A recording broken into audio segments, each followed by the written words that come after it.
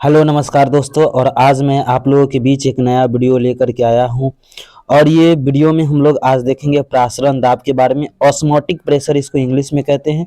तो चलिए दोस्तों, ऑस्मोटिक प्रेशर के बारे में हम लोग यहाँ पे देखेंगे। पहले तो डिफिनीशन हम लोग देखते हैं, कहता है क्या डिफिनीशन। किसी विलियन को बी लायक से एक अर्ध पारगम्य झिल्ली द्वारा अलग कर दिया जाता है। एगो बिलियन है और उस बिलियन को बी लायक से कौन पारगम्य झिल्ली, अर्ध पारगम्य झिल्ली द्वारा अलग कर दिया जाता है। अर्ध पारगम्य झिल्ली द्वारा क्या किया जाता है, अलग कर दिया जाता है।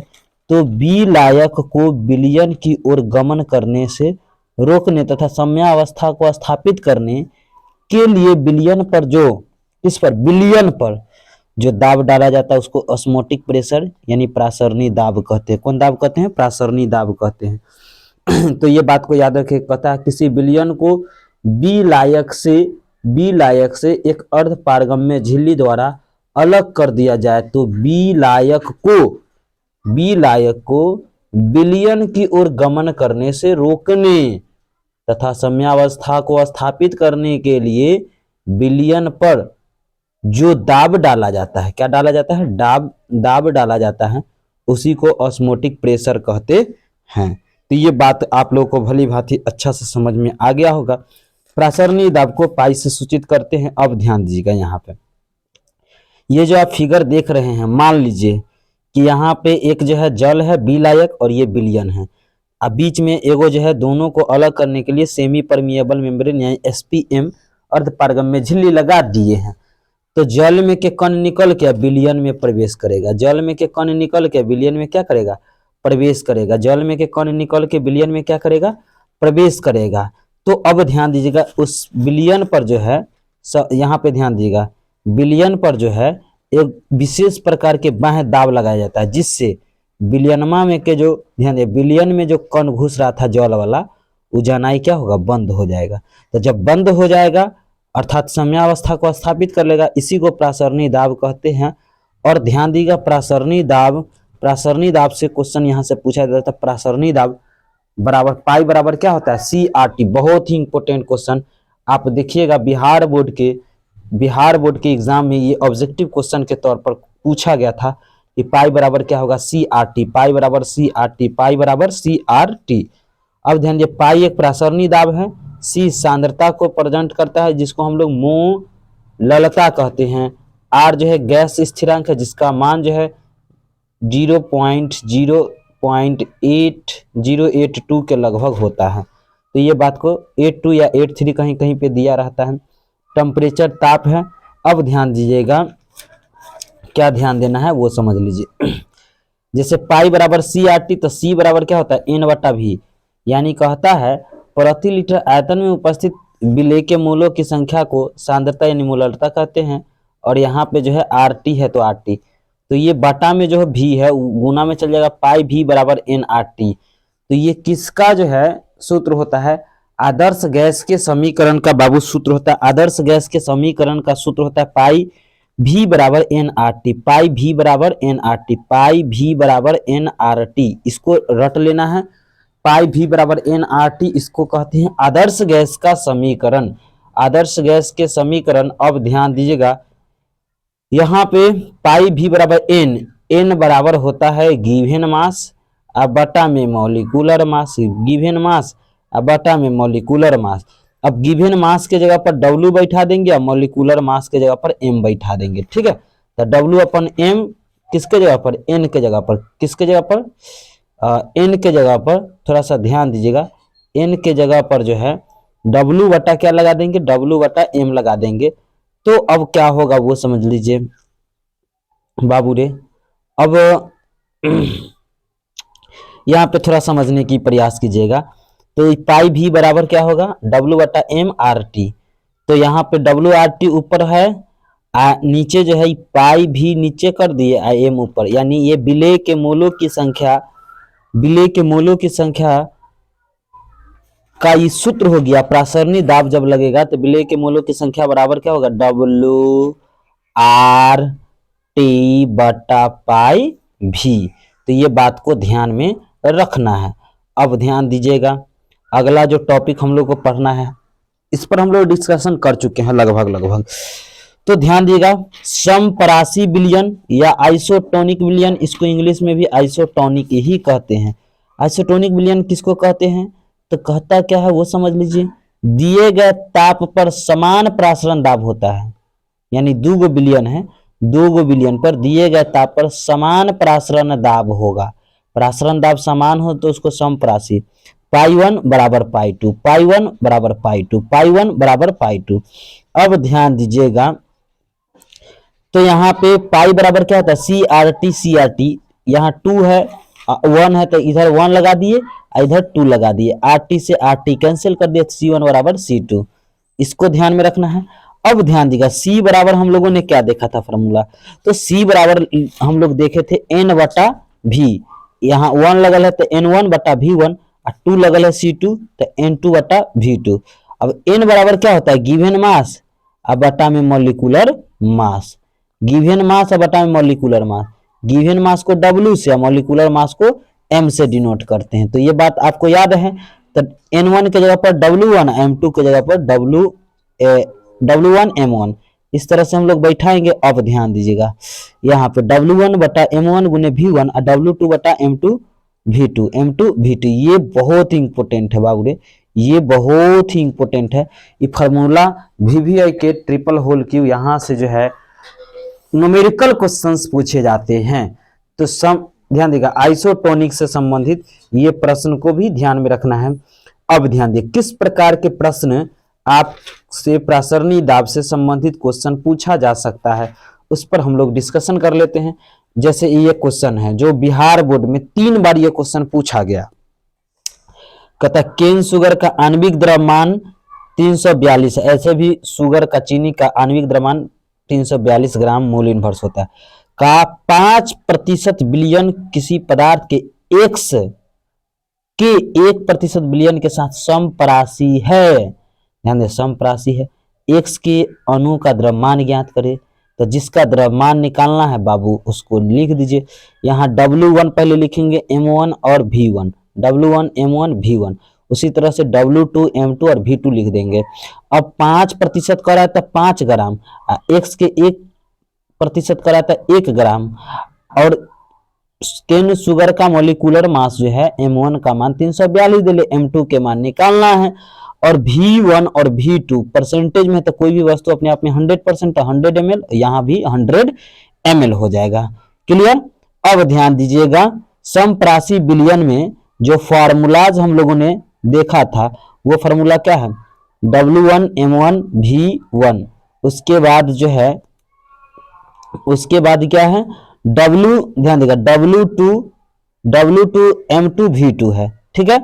अब यहाँ पे थोड़ा सा ध्यान देगा, W1 के मान 5 ग्राम, W2 के मान 1 ग्राम, और केन शुगर का मॉलिक्यूलर मास 342 है, V1 का वैल्यू 100 है, M2 का निकालना है, और V2 का मान 100 ml है। अब इस तरह से इसको काट कूट कर दीजिएगा तो 68.4 ग्राम मोल इनवर्स हो जाएगा। तो ये आपके लिए बहुत ही ऑथेंटिक आंसर है, तो इसको थोड़ा सा ध्यान में रखना है। अब ध्यान दिएगा, ये जो क्वेश्चन है ये नीट में क्वेश्चन पूछा गया है, सेम टू सेम इसी प्रकार से, बस केन शुगर के जगह पर यूरिया दे दिया गया है। अब देख लीजिए, कहता है यूरिया का 10% विलयन अवाष्यशील विलेय के x के 6% विलयन के साथ समपरासरी होता है। तो x के आणविक द्रव्यमान ज्ञात करें। अब ध्यान दो बाबू रे, ध्यान क्या देना है वो समझ लीजिए। पहले लिख दीजिए, समपरासी दे दिया ना, तो लिख दीजिए W1 M1 और V1, फिर उसी तरह से W2 M2 और V2। 10% यूरिया दिले तो 10 ग्राम, 6% दिले x का तो 6 ग्राम, और यूरिया का जो है, यूरिया का मॉलिक्यूलर मास कितना होता है? 60 होता है ग्राम मोल इनवर्स। V1 100 ml मान लेंगे, प्रतिशत में है, और यहाँ पे M2 तो निकालना ही है, W2 100 ml मान लेते हैं। क्लियर? अब जो है अकॉर्डिंग टू फार्मूलाज, अब फार्मूला बाबू क्या है तो वो देख लीजिए। चलिए, फार्मूला है W1 बटा M1, W1 बटा M1 और ये V1।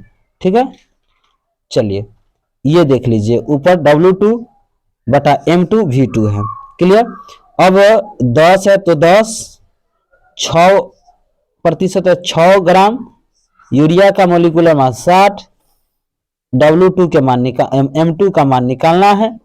उसके बाद जो है 100 ml दे दिया है तो 100 ml, ठीक है, इस तरह से ध्यान में रखना है। चलिए अब थोड़ा सा ध्यान दीजिएगा, यहाँ पे 100 से 100 कैंसिल, 10 से 10 कैंसिल, 6 1 36। 1 मिनट,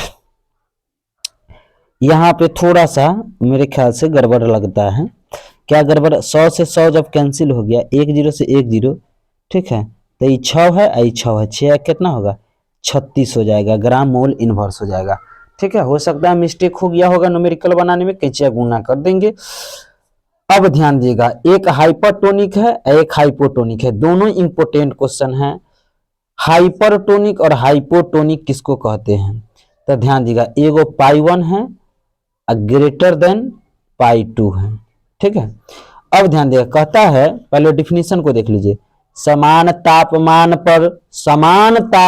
पर 2 बिलियनों जिसके प्रासरणीय दाब अधिक होता है, चला रे अधिक होगा, जैसे ये अधिक है ये कम है, तो ये अधिक वाला को अति परासी कहेंगे और कम वाला को अल्प परासी कहेंगे, अल्प परासी कहेंगे। ध्यान दीजिएगा, कहता समान तापमान पर 2 बिलियनों में जिसके प्रासरणीय दाब कम होता है, प्रासरणीय दाब चला कम, अल्प परासी, प्रासरणीय दाब अधिक तो अति परासी। अब प्रासरण से संबंधित जो घटना घटता है वो हम लोग देख चुके हैं, लेकिन एक बार पढ़ लेते हैं। कहता कच्चा आम के अचार को जलीय विलयन में रखने पर प्रासरण क्रिया द्वारा जल का क्षरण हो जाता है और वह सिकुड़ जाता है। क्या हो जाता है? सिकुड़ जाता है। चलिए आगे देखिएगा, आगे क्या देखना है? मुरझाए हुए फूल के ऊपर पानी का छिड़काव कर देने से फूल खिल उठता है। यदि सूखे गाजर को पानी में यदि रख दिया जाए, डुबोकर रख दिया जाए, तो वह पुनः टाइट हो जाता है। सूखा हुआ गाजर को यदि पानी में रख दिया जाए तो पुनः टाइट हो जाता है। आगे कहता है जल को मृदा से पौधा के जड़ों में, फिर पौधे के जड़ों के हिस्से में पहुंच जाना प्रासरण क्रिया के कारण था। मांस के लवण, मतलब मांस जो है उसमें लवण तथा फूलों में शर्करा मिला देने पर बैक्टीरिया की क्रिया को रोकता है। तो ये बात को ध्यान में रखना है। उल्टा प्रासरण समझ ली, उल्टा प्रासरण, प्रतिलोम प्रासरण, रिवर्स ऑस्मोटिक प्रेशर कहते हैं। तो रिवर्स ऑस्मोटिक प्रेशर क्या होता है? तो ध्यान दीजिएगा, कहता है बिलियन में के कौन बिलियन में के कौन अर्धपारगम्य झिल्ली को पार कर शुद्ध विलायक में प्रवेश करता है। चला, शुद्ध विलायक में प्रवेश करेगा तो इस प्रक्रिया को उल्टा प्रासरण कहते हैं। शब्दों पर ध्यान दीजिएगा, सबसे पहले क्या करना है वो समझ लीजिए।